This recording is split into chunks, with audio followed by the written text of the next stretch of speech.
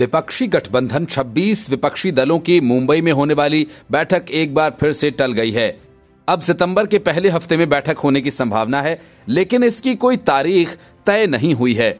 बैठक के टलने की कोई वजह नहीं बताई गई है, लेकिन सूत्रों का कहना है कि बैठक में जिन 3 सवालों के जवाब खोजे जाने हैं, उनमें से कम 2 पर सभी पार्टियां सहमत हो तो ही बैठक हो पाएगी। लेकिन दिक्कत यह है कि 3 में 2 पर भी एकता नहीं बन रही। पहले पटना और फिर बेंगलुरु में हुई बैठक के बाद सिर्फ गठबंधन का ही नाम तय किया गया, बाकी चीजें मुंबई बैठक के लिए टाल दी गईं।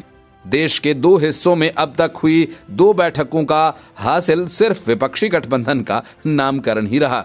लेकिन गठबंधन के लिए 3 ऐसे अहम मुद्दे हैं जिनमें कम से कम 2 पर सहमति बननी आवश्यक है।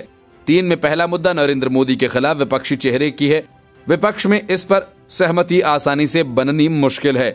मल्लिकार्जुन खड़गे ने भले ही पीएम फेस पर कांग्रेस की ओर से कोई रोड़ा न अटकाने की बात कही हो, लेकिन उन्होंने वह तब कहा जब राहुल गांधी सजा याफ्ता थे, लेकिन अब सुप्रीम कोर्ट ने उनकी सजा पर रोक लगा दी है। इसलिए जो कहा गया अब वो किया नहीं जाएगा। राहुल गांधी के होते हुए कांग्रेस क्या उनके चेहरे की जगह नीतीश, ममता, शरद या अखिलेश यादव जैसे चेहरों पर दांव लगा पाएगी? इसे कुछ देर के लिए किनारे कर भी दें तो सीटों के बंटवारों का क्या होगा? क्या ममता बनर्जी या अरविंद केजरीवाल आसानी से कांग्रेस के लिए उसकी इच्छा के अनुरूप सीटें छोड़ने को तैयार होंगे? अगर विपक्षी गठबंधन बिखरेगा तो उसकी बड़ी वजह यही बनने वाली है। बीजेपी के नेता विपक्षी गठबंधन में बिखराव की आशंका जता रहे हैं।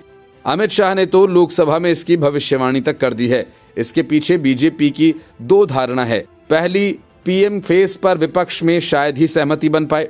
अगर सहमति बन भी जाए तो सीटों के बंटवारे के सवाल पर गठबंधन का टूटना तय है।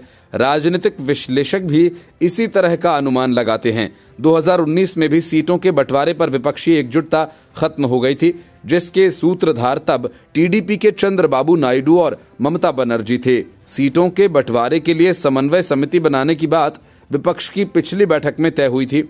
उसका संयोजक कौन होगा, ये सवाल अभी तक अनुत्तरित है।